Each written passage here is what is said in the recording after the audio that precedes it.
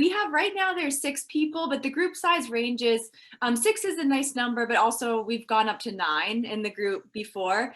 So I find that that's a nice number range, maybe even up to 10. I don't want to make it too big, but not too small, obviously, when it comes to social anxiety.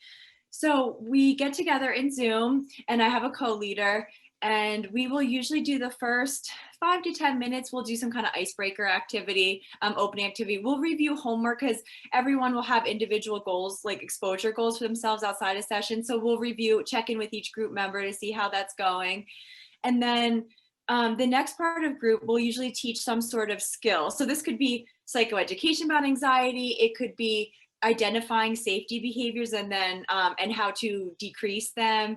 It can be being like mindful in the moment so that a person's not in their head during a social interaction, but really being mindful of what the other person's saying. And so and even sometimes like thought restructuring, cognitive restructuring. So we'll introduce kind of a skill of social anxiety, and then from there we'll do an exposure related to things. I will say I try to build exposure throughout, so everyone's participating on the regular throughout the group rather than waiting for somebody always to volunteer. I'll allow space for different ways of volunteering.